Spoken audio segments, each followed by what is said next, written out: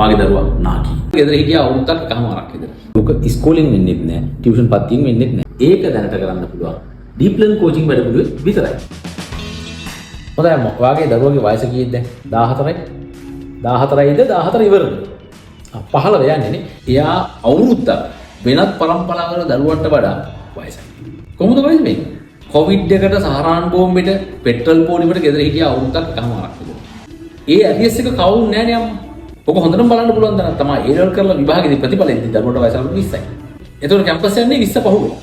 මේක දෙමෝපියන්ටවත් දරුවන්ටවත් ගුරුවරුන්ටවත් තේරෙන්නේ නැහැ. මොකද එකම පන්තිය දැන් 10 වසරකමකෝ එහෙම නැත්නම් 9 වසරකමකෝ. එකම පන්තියේ ලක්ෂ 3මාරක් විතර ළමයි ඉන්නවනේ.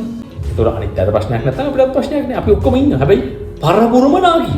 ඒ පිටිපස්සට යන අවුරුද්ද එකමාර නැවත අදින්න ක්‍රමයක් නැද්ද? පුළුවන්. අන්නේ ගැප් එක බ්‍රිජ් කරන්න පුළුවන් ඩීප් ලර්න් කෝචින් වැඩමුළුවට විතරයි. ඇයි? අපි මාස 3මාරක් 4ක් ඇතුළත මාස 12ක් පුරාවටම කරන 9 වසර සිලබස් එක කවර් කරනවානේ. අධි තාක්ෂණයේ යොදාගෙන 10 වසර 9 වසර 11 වසර විෂයන් අපි ආවරණය කරනකොට සාමාන්‍ය පෙළ විභාගයේ කලින් කරනවා කියන එක ඉතාම සරල දෙයක්. ඉතින් දරුවා වයස්ගත වෙලා නම් අවුරුද්දක් පෙර පරම්පරාවල් වලට වඩා අන්නේ ගැප් එක බ්‍රිජ් කරන්න පුළුවන් 9 වසරදී එහෙම නැත්නම් 10 වසරදී ඕලෙවල් කරන එක. ඒක දැනට කරන්න පුළුවන් ඩීප් ලර්න් කෝචින් වැඩමුළුවේ විතරයි.